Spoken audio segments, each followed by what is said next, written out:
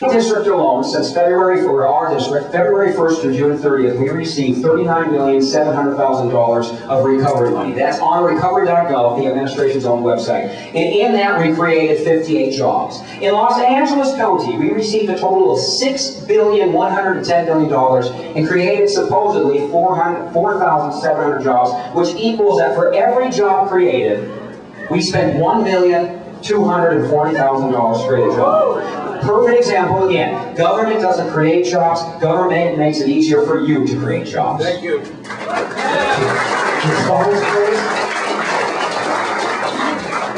John, who's next? Okay, Mr. Rodriguez, you go next. And then Mr. Berman. Along the same lines, the government cannot create jobs. The only thing the government can do is create a debt that we all have to pay for through our taxes. The worst thing you can do is give money to the government in that sense, because all they've done is throw $1 trillion away into the garbage, and all of us, including our children, are poorer for it. You can do a lot with statistics to come out where you wanted to come out before you knew the statistics. The fact is, I'm a Keynesian. I believe that times of massive economic slowdown, I didn't ask you to be, I just said I am. In times of massive economic slowdown, which we are in, there is a role for the government in helping to stimulate the economy. The notion that funds were given to the city of LA and they haven't been yet utilized to provide the jobs they were intended to produce is a scandal. But that doesn't take away the principle that I believe the two most important things we have done, and I understand they're not yet popular, but I believe they soon will be, are one, the TARP legislation, and secondly, the federal stimulus. All right, so we'll continue. Let's get into questions here. We can't go very quickly. We're running out of time. Right. So let me follow up. What should be the government's role in creating jobs? Start with who? Mr. Rodriguez first. What should the government's role be, if any, in creating jobs? The government should get the hell out of the way of the private sector. Let businesses succeed and let businesses fail. That's the only way the free market's going to work. Look at Singapore and Hong Kong. Thank you.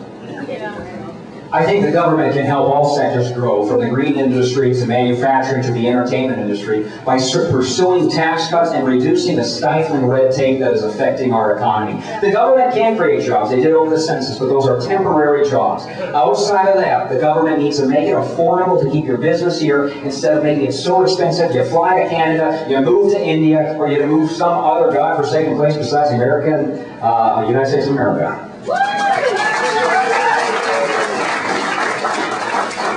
First of all, the government should create the climate where private capital and private investment can produce jobs. There's no doubt about that. But secondly, there are times when you need federal regulation and federal intervention. Worshipping at the altar of total free markets. That's called countrywide, WAMU, hundreds of thousands and millions of home foreclosures because people were getting loans and they securitized them in the market going wild. We are now suffering the consequences of deregulation.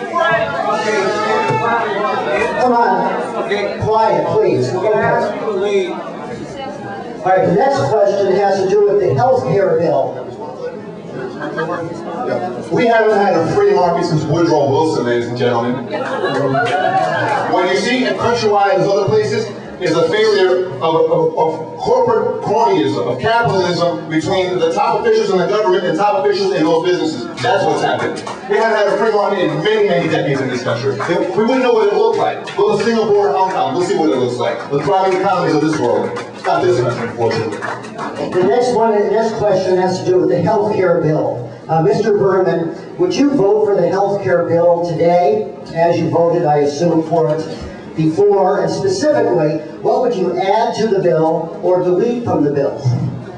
Well, I would absolutely vote for it if that were in front of me today. I'm proud of my vote. For many years, I believe that it is wrong for there not to be comprehensive health care coverage for all Americans. We are the only industrialized country that doesn't have it. I'm also concerned and believe this bill will lead to the kinds of reforms that will end up reducing the cost of health care in this country. My more preferable system would have been a single-payer kind of system that would not have utilized all of this, but I am proud of that vote, and I believe in 5 years the American people will see the value and importance of that vote. Carlos? Carlos? Okay, go ahead. Yeah. Well, one of the first things that I want to do when I get to Washington is make it my mission to repeal the Obamacare health bill. It's a 2,700-page giveaway to the insurance companies. And if anybody wants to look, just look at your premiums. They've already gone up. No one's read the bill. They don't want you to read it. The Constitution is only about 20 pages long. They're trying to fool you and trick you into not knowing what the bill contains. And we're all going to pay for it in the long run. How on earth is bureaucracy going to make healthcare better? Healthcare should be left between doctors, patients, and insurance companies. Thank you. I actually have read the health care bill, and which puts me ahead of most in Congress. I'm not saying Howard's that, but I would say that a lot didn't read it.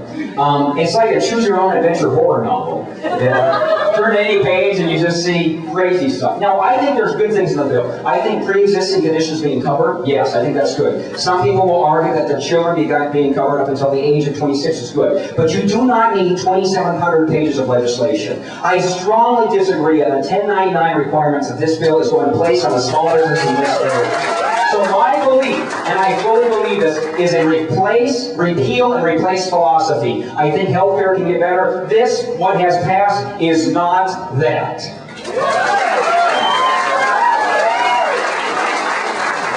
The next question is, what percentage of the costs of incarceration of illegal immigrant prisoners does the federal government reimburse California state and local jurisdictions? And should the federal government reimburse the state and local jurisdictions in full? The state is now reimbursed probably something less than 50% of the cost of incarcerating aliens. You know who the congressman was who got the reimbursement formula established? It was a guy named Howard Berman in 1993, and that's the only reason we have this. But it's not right. The cost of incarcerating illegal immigrants who have committed federal crimes or state crimes should be on the federal government 100%.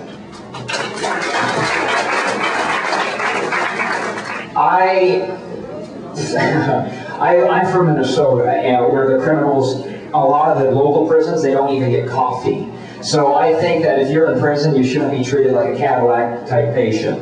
Now, I don't argue that Howard's done some good things in office. I mean, he's been there for 2 years of the Obama administration, 8 years of the Bush administration, 8 years of the Clinton administration, 4 years of the Bush senior administration, and also 6 years of the Reagan administration. Yes, some things have been done good, but there's been a heck of a lot of things that haven't. Now, the prison system, we need to stop treating prisoners like they have the Cadillac health care plans. We need to treat them like prisoners. We need to make them understand the reason they're there and why they should get out and become beneficial to the area, and also prevent people from following a life of crime because they are afraid of going into the prison system. Thank you very much. Okay, now, I'm sorry. Criminal immigration squarely falls on the shoulders of the federal government. No one else is to blame. So if there is a criminal alien who is incarcerated, the federal government should pay the full cost of that person. Okay, we're going to now go on to the closing statements, 90 seconds. We're going to start in a moment from Howard Berman and work towards me.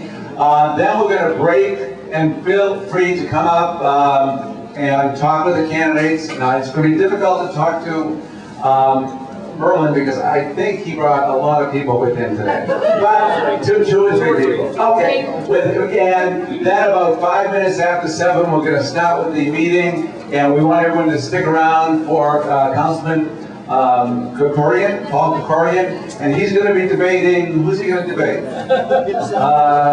Okay, well, we're going to get Paul Koretz. Can we get Paul Koretz and we'll have the two debate? With that, we're going to start at the end. Howard? Look, there are a range of issues. The time limit's don't allow us to go into the detail. I agree with some of what my opponents have said. I disagree with others. All I can tell you is, I've been in office a long time. I feel very honored to have had that office. I think in different places, in different ways, on foreign policy, on domestic, for the country and for the district, I've tried to make a difference. I think I'm generally viewed as a pretty effective legislator. If my term ended right now, because of what I don't expect to happen, but it could happen, because in the end I don't choose the voters choose the candidates.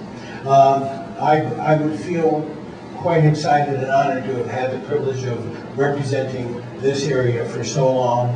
I love the job, I love what I'm doing, I've made mistakes, both parties have made mistakes, executive and Congress have made mistakes, but I do the best I can. I do believe I serve you honestly. I have not gotten wealthy by virtue of being in public office. We make a lot of sacrifices, but the benefits for me have far outweighed the sacrifices, and I'm honored to have the privilege of representing you. And I hope and I believe, notwithstanding perhaps the prevailing sentiment in this room tonight, that I'll continue to do so for 2 more years. Thank you very much. And for the sake of everyone that's here, it's a public meeting. Candidates can pack the room all they want, and of course, and they're going to support their candidates. So we welcome that, but everyone needs to keep the process in mind. With that, Merlin, 90 seconds. All right. Well, first off, I'd like to say thank you to the board for asking us to be here, and also thank you for my opponents for taking the time to be here. In front of you, you have 3 candidates. The definition in the Carlson English Dictionary for extremism is someone, or is characterized as someone who is immoderate and someone who has excessive behavior. My opponent to my right has voted 98.7% of the time with this party and has been recently categorized and in publication of being hyper-partisan. He voted for the stimulus package, which has put everyone in this room in debt. Now, the opponent on my left, my libertarian, we have similar views. But he believes that the green industry is something that should be ignored. I view it as like every other industry that should be fostered. He also believes that we should immediately get out of the Middle East, and I don't think he's put too much thought into the drastic danger that that would put us in as a nation. Now, I am Ron Freud. I want to represent you. I am not a career politician, I am a citizen. I'm not running for the Republican Party, I am running to represent the 28th District, and I happen to be a Republican. Yes, I have supporters in the audience, and by God, that's why I love America. That's still free to do. Thank you for being here tonight. Thank you. Thank you, Carlos.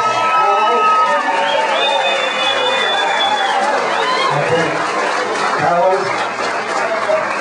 Well, first off, if I win the election, everyone in here is going to get ice cream.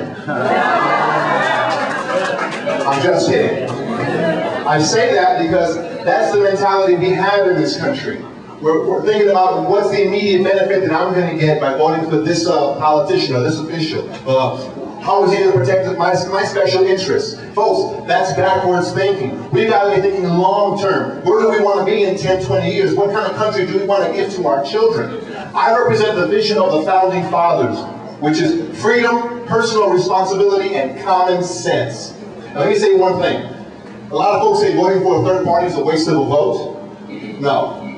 On the contrary, voting for the same 2 parties that have corrupted this country and driven it into bankruptcy, now that is a waste of a vote and a sign of insanity. And let me conclude by saying, as my colleague said, noted, extremism in the defense of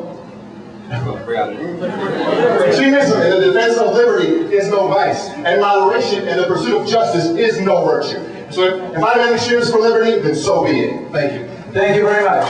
With that, and I'd like to thank all the candidates because it is unusual to be able to put this together. We appreciate everyone coming here tonight.